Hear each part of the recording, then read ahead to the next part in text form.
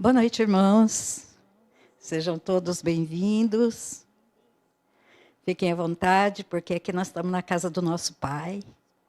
Estamos entre irmãos, não é? Que é coisa melhor que ficar entre irmãos, né, Vitória? Entre família, né, Josa? Isso é muito bom. A gente saber que está em casa e está na companhia dos nossos. E hoje nós vamos ver aqui uma mensagem que eu coloquei como título A Volta do Filho Perdido. Então, a gente já começa a entender que é a volta do filho pródigo, que saiu de casa e voltou. E o primeiro texto que nós vamos ler está em Lucas, no capítulo 15. Peço que você abra aí sua Bíblia, para a gente ler juntos. Capítulo 15, os versos de 11 ao 13.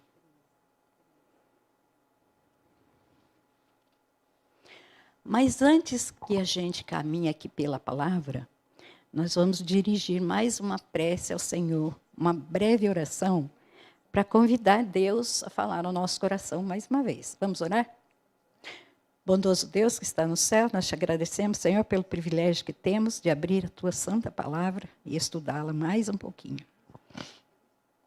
Pedimos que o Senhor seja o nosso professor nesse momento. Nós te pedimos em nome de Jesus. Amém. E o texto diz assim. Continuou. Aqui Jesus estava contando as parábolas. Então, ele falou sobre o sal da terra, ele falou sobre a ovelha perdida, ele falou sobre a dracma perdida. E aí, sobre o filho pródigo, Jesus continuou dizendo, certo homem tinha 2 filhos. O mais moço deles disse ao pai, pai, dá-me a parte dos bens que me cabe. E ele lhes repartiu os haveres.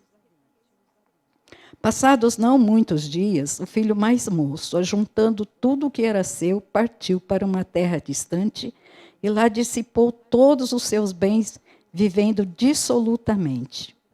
Depois de ter consumido tudo, sobreveio àquele país uma grande fome, e ele começou a passar necessidade.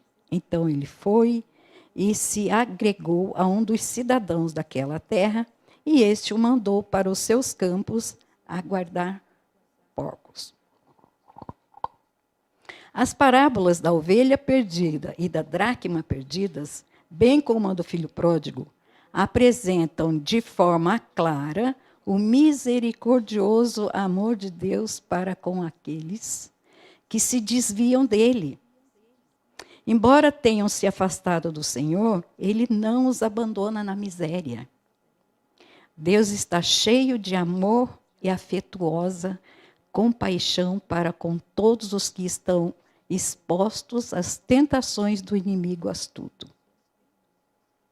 Veja, irmãos, que o inimigo, ele é tão astuto, ele tem umas artimanhas assim tão escondidas, que ele vai pegando a pessoa como uma presa, ele vai cercando por volta, ele vai mostrando coisas bem bonitas, coisas superficiais, mas tão parecidas, tão reais, que a pessoa vai encaminhando ali naquela rede e nem percebe.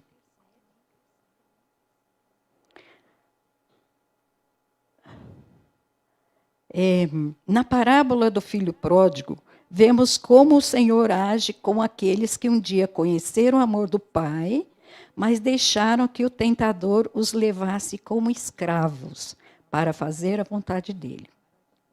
Então, conta a história, né? Que o homem tinha 2 filhos, o mais novo pediu a herança, uma parte da herança, e aí o pai, então, repartiu a sua propriedade entre eles. E não muito tempo depois, o filho mais novo ajuntou tudo o que era seu e foi para uma região distante. O filho mais novo estava cansado das regras da casa. Ele achava que a sua liberdade estivesse sendo restringida. O amor e o cuidado do pai foram mal interpretados por ele. E o jovem, então, decidiu fazer aquilo que ele achava melhor. Ele achava que ele, saindo de casa, ele ia ter liberdade, ele ia poder viver do jeito que ele quisesse, fazer o que quisesse, na hora que bem entendesse, e estaria livre das regras do pai, né? Não precisaria obedecer ao pai. E ele não considerava que as suas obrigações em relação ao pai, e nem expressava gratidão, mesmo assim, ele reivindicou o privilégio de filho, querendo uma parte dos bens. Agora, veja bem, eu nunca vi alguém repartir, eu não sei se isso existe, mas um pai ainda vivo repartia a herança antes de morrer. Eu nunca vi isso, não é? E seria o cúmulo do absurdo para mim, com essa idade que eu tenho, se eu visse uma coisa dessa acontecendo. Mas foi isso que aconteceu nessa parábola. Só que aqui tem uma aplicação para a nossa vida. Nós vamos ver aqui que tem 4 fases nessa parábola. Então, o filho ele quis receber logo a herança que seria dele depois da morte do pai, e não naquele dia, não naquela época. E ele pensou só no prazer momentâneo, e nem se preocupou com o futuro, e nem muito menos se preocupou com os sentimentos do pai, do irmão, porque ele não era sozinho. Então, a primeira fase que a gente vai ver aqui é a fase da ilusão. Porque depois de receber o seu patrimônio, ele saiu da casa paterna e foi para uma região distante. Já começa por aí. Um lugar distante de casa, com pessoas que ele nunca tinha tido contato, com pessoas que ele não conhecia, pessoas estranhas, com costumes diferentes dos dele. Então, ele já começou por aí já a enfrentar uma dificuldade. Mas como ele estava com dinheiro à vontade e podia fazer o que bem entendesse, ele se orgulhava de ter conquistado o que ele desejava. Porque ele tinha dinheiro, então ele podia comprar o que quisesse, conquistar o que quisesse, né? E fazer o que bem entendesse de sua vida. E aquilo para ele era motivo de orgulho, porque ele tinha acabado de sair das rédeas do pai. Agora, só que ele agora não havia ninguém para dizer para ele, não faça isso porque vai te prejudicar, ou não faça isso porque você vai se dar mal, ou não faça aquilo porque não é bom. Mas companhias o ajudavam a se afundar cada vez mais no pecado, e assim ele desperdiçou todos os seus bens, vivendo irresponsavelmente. Olha no que deu a tal liberdade que ele tanto queria. A Bíblia fala de homens que, dizendo-se sábios, tornam-se loucos. Isso está em Romanos, no capítulo 1, verso 22. Vamos lá dar uma conferida?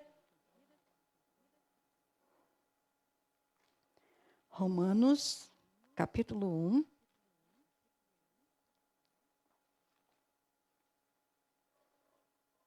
E o verso 22.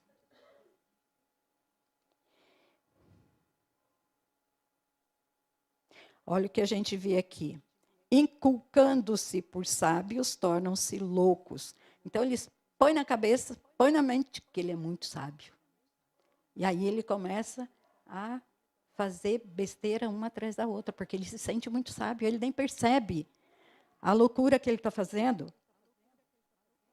E esse é o caso do jovem da parábola. Gastou com prostitutas o dinheiro que pediu de forma egoísta a seu pai. O seu vigor como jovem foi desperdiçado. Os preciosos anos da sua vida, a inteligência, os sonhos da juventude, os objetivos espirituais, tudo isso foi consumido no fogo do prazer. Houve um período de grande fome naquela região. E o rapaz começou a sofrer necessidade e se dirigiu a um morador que o mandou ao campo para cuidar de porcos. Para um judeu, esse trabalho era o mais humilhante e desonroso. O jovem que se orgulhava de sua liberdade, agora se via como um escravo. Estava no pior tipo de escravidão, apanhado na rede do seu próprio pecado. Vamos lá em Provérbios, capítulo 5, verso 22.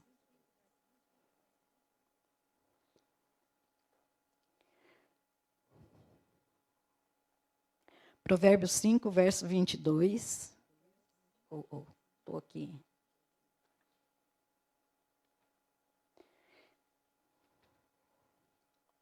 Provérbios 5, verso 22. Acharam?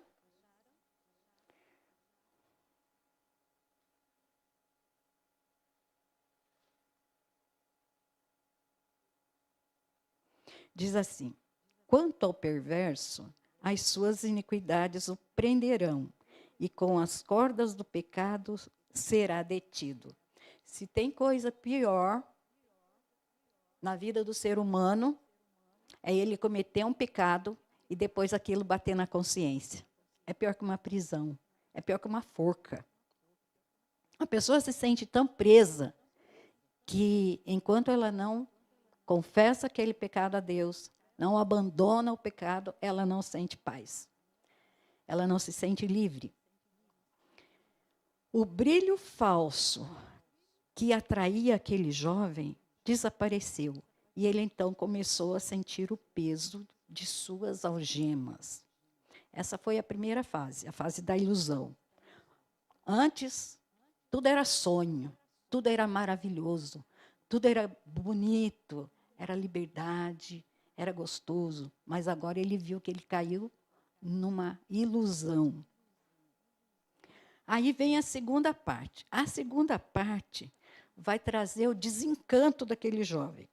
Naquela terra desolada e atingida pela fome, sentado no chão, sem outros companheiros a não ser os porcos, o jovem se viu forçado a encher o estômago com as vagens utilizadas para alimentar os animais.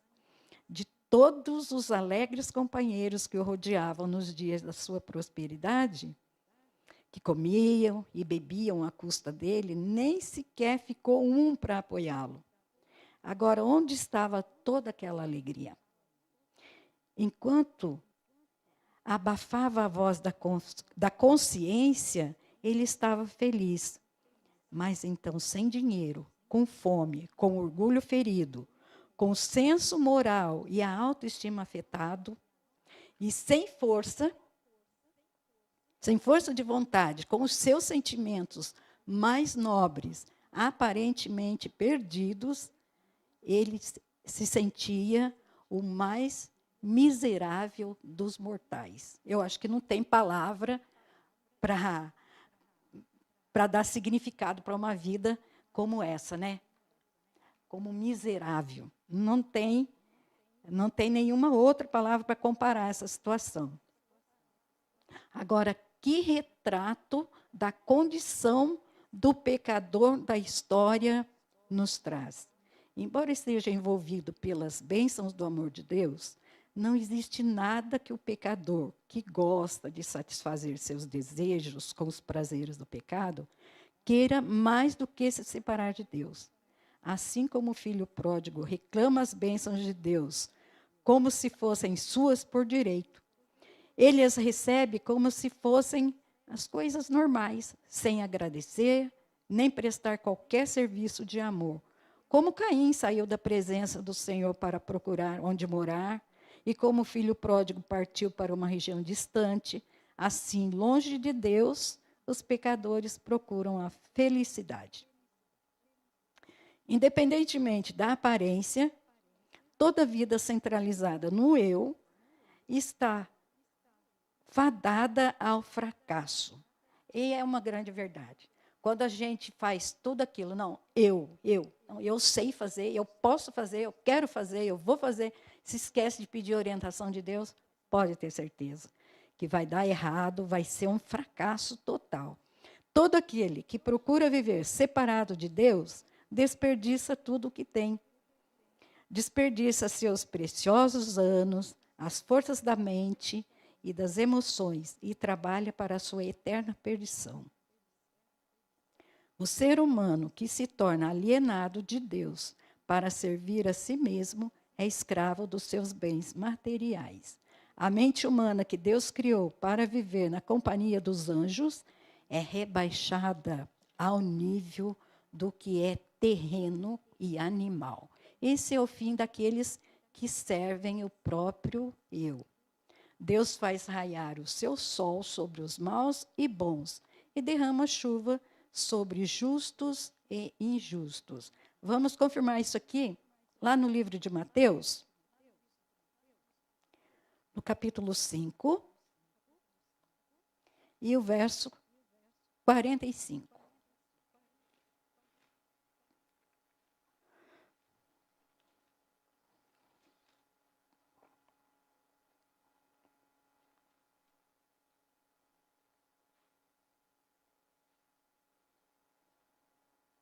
Que diz assim: para que vos torneis filhos do vosso Pai Celeste, porque ele faz nascer o sol sobre os maus e bons, e vir chuvas sobre justos e injustos.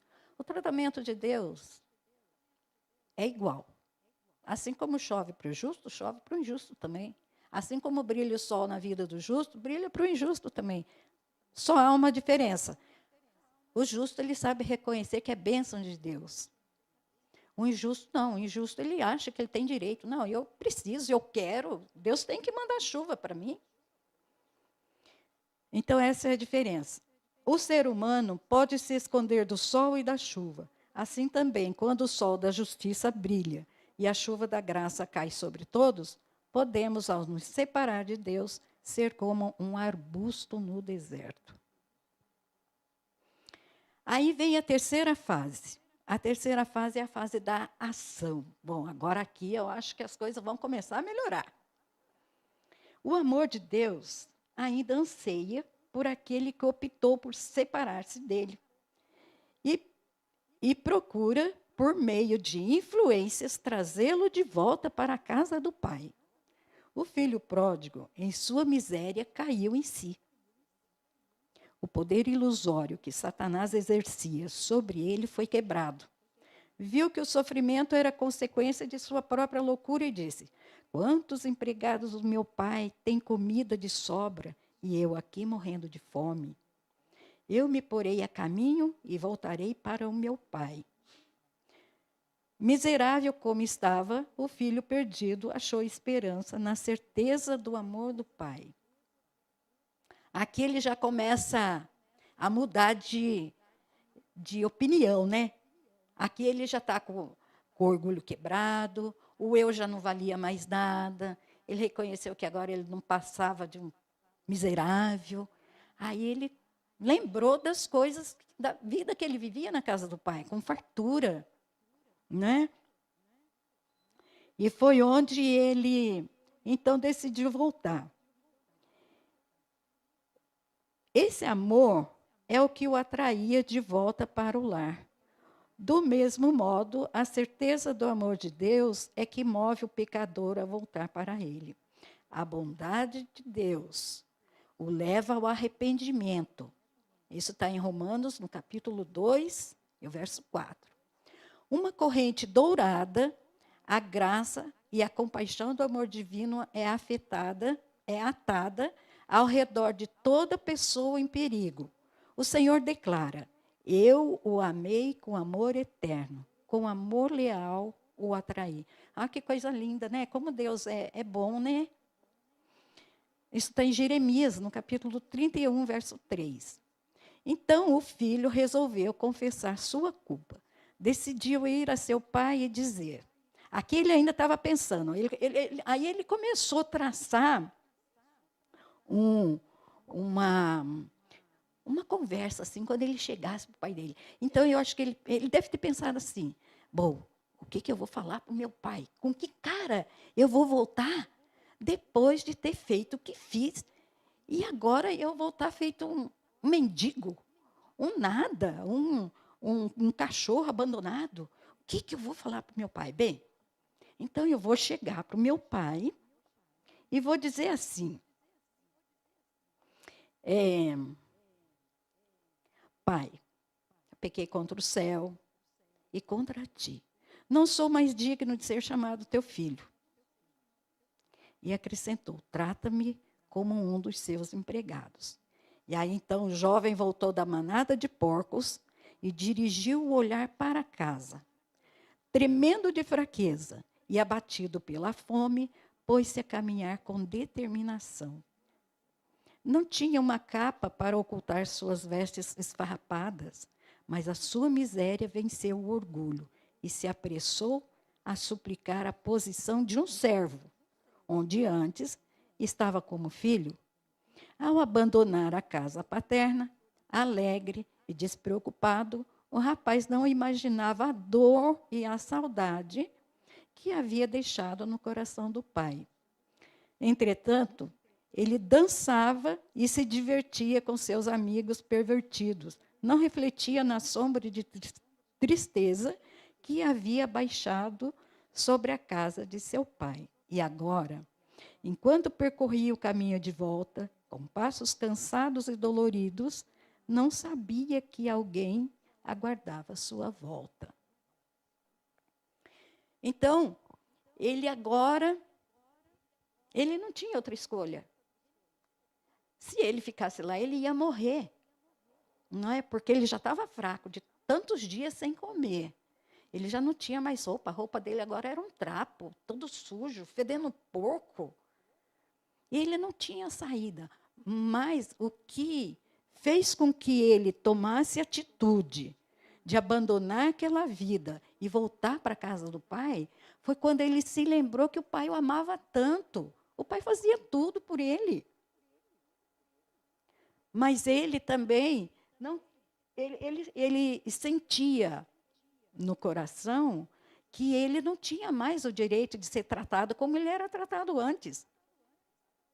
Mas que se ele fosse tratado do mesmo jeito que o pai tratava os empregados, para ele já estava bom demais, ele já estava no lucro.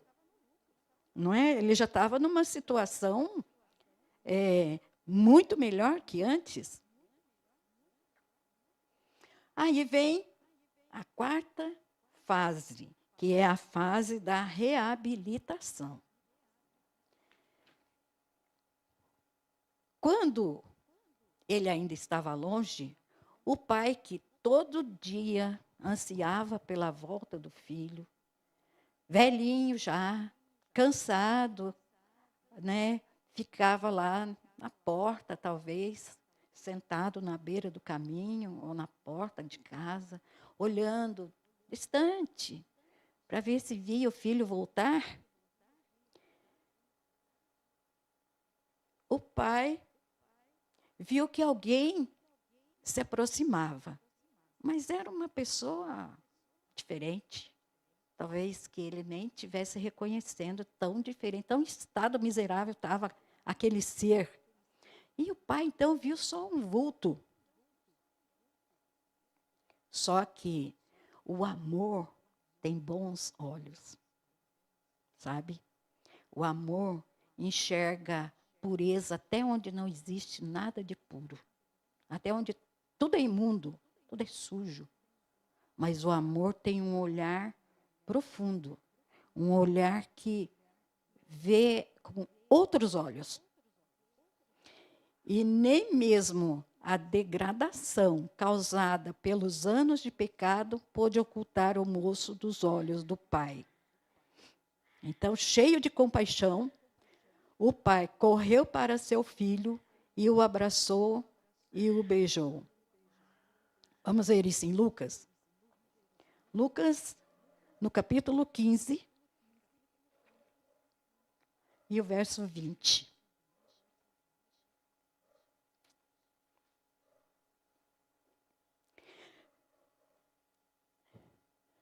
Que diz assim: e levantando-se, foi para seu pai.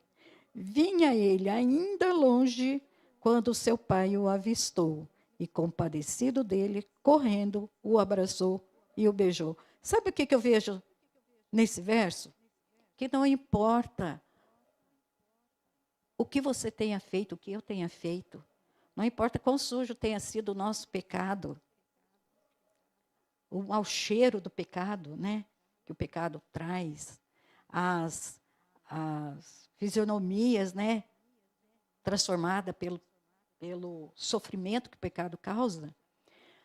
Mas o Pai, ele tem tanto amor que ele não olha para essas falhas, para essa sujeira, para esse mau cheiro. O Pai abraça, o Pai beija, o Pai pega no colo. O Pai chora de alegria, né? Ao reencontrar esse filho que estava perdido. Não permitiu que olhares de desprezo vissem a miséria e as vestes esfarrapadas do seu filho. Então, o pai tirou dos ombros seu manto largo e valioso e o lançou em volta do corpo abatido do rapaz. O jovem, arrependido e soluçando, disse: Pai, pequei contra o céu e contra ti. Não sou mais digno de ser chamado teu filho. Mas o pai o tomou consigo e o levou para casa. Não lhe foi dada a oportunidade de pedir a posição de um empregado. Depressa, disse o pai aos seus empregados. Tragam a melhor roupa e vistam nele. Coloquem o anel em seu dedo e calçados em seus pés. Tragam o novilho gordo e matem-no. Vamos fazer uma festa e alegrar-nos. Pois esse meu filho estava morto e voltou à vida. Estava perdido e foi achado. E aí começaram a festejar pelo regresso do filho. Que o ímpio abandone o seu caminho e o homem mau os seus maus pensamentos. Volte-se para o Senhor, que terá misericórdia dele. Volte-se para o nosso Deus, pois ele dá de bom grado o seu perdão. Está em Isaías, capítulo 55, verso 7. Que segurança maravilhosa podemos ter de que Deus está disposto a receber o pecador arrependido. Irmãos, eu não tenho dúvida. Quando a Bíblia fala Deus é amor, Deus é amor. Quando eu olho para essa parábola ou para a dracma perdida, eu vejo quanto amor Deus tem por nós, não importa. Até onde a gente tenha ido no nosso pecado, até onde a gente tenha descido a ladeira, não importa quão sujo estejam as nossas vestes, Deus nos ama. Deus é amor. O tempo todo, Deus é bom com a gente. E eu gostaria de deixar essa mensagem aqui com os irmãos. E assim como ela falou bem ao meu coração, me trouxe mensagem de esperança, uma mensagem de esperança, de grande esperança, que tenha trazido para você também nessa noite.